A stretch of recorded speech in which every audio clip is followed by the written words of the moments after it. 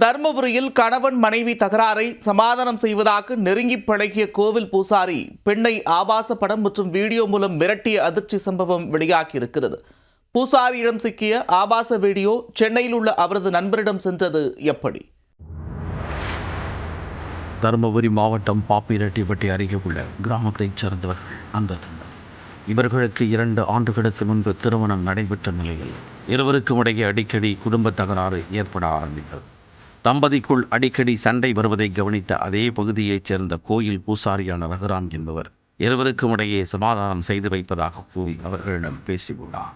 இதனால் அந்த பெண்ணுடன் ரகுராம் நெருக்கமாக பழகும் சூழல் ஏற்பட்டதாக கூறப்படுகிறது. ஒருமுறை அந்த பெண்ணை ரகுராம் தனது காரில் அழைத்து காரில் இருவரும் நெருக்கமாக அமர்ந்திருப்பது போல பூசாரி ரகுராம் ஒரு போட்டோவை எடுத்திருக்கிறார். அந்த புகைப்படத்தை வைத்து தகாத உறவு இருப்பதாக வழியை கூறிவிடுவேன் என்றும் வீட்டில் உள்ளவர்களிடம் புகைப்படத்தை காட்டிவிடுவேன் என்றும் மிரட்டி தனது பாலியல் ஆசைக்கு இணங்குமாறு வற்புறுத்தியிருக்கிறார். இதனால் அச்சமடைந்த அந்த பெண் ரகுராம் கூறியதற்கு இணங்கியதாக தெரிகிறது. இதையடுத்து அந்த சந்தர்ப்பத்தை ரகுராம் மறைமுகமாக வீடியோ பதிவு செய்திருக்கிறார். ஒரு கட்டத்தில் அந்த பெண் பேசுவதை தவிர்க்க ஆரம்பித்துள்ளார். இதனால் ஆத்திரமடைந்த ரகுராம் அந்த ஆபாச வீடியோவை தனது நண்பரான சென்னையைச் சேர்ந்த ராஜ்குமார் என்பவருக்கு அனுப்பியிருக்கிறார். அந்த வீடியோவை தனக்கு சாதகமாக பயன்படுத்தி கொள்ள நினைத்த ராஜ்குமார் அந்த பெண்ணை தொடர்பு கொண்டு பாலியல் ரீதியாக வற்புறுத்தியதுடன் வீடியோ காலில் வருமாறு வலியுறுத்தியிருக்கிறார்.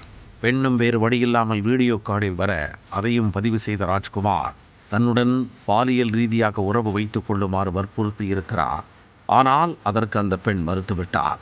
இதனால் ஆத்திரமடைந்த ராஜ்குமார் பதிவு செய்யப்பட்ட வீடியோக்களை அவரது கணவர், மாமனார் மற்றும் சகோதரருக்கு அனுப்பிவிடுவதாக மிரட்டியிருக்கிறார்.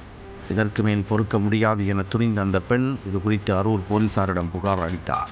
வழக்கு பதிவு செய்த போலீசார் கோவில் பூசாரி ரகுராமை அதிரடியாக கைது செய்துள்ளனர். மேலும் தலைமறைவாக உள்ள அவரது நண்பர் ராஜ்குமாரை வலைவீசி தேடி வருகின்றனர். இவர்கள் மீது பெண்ணை பாலியல் ரீதியாக துன்புறுத்துதல், குற்றவியல் மிரட்டல், ஆபாச வீடியோவை மின்னணு வடிவில் அனுப்புதல் உள்ளிட்ட பிரிவுகளில் வழக்கு பதிவு செய்யப்பட்டது. கணவன் மனைவி பிரச்சனையை தீர்த்து வைத்ததாக நெருங்கி பழகிய பூசாரி ஆபாச புகைப்படம் மற்றும் வீடியோவை வைத்து பெண்ணை மிரட்டிய சம்பவம் தர்மபுரியில் அதிர்ச்சியை ஏற்படுத்தியது.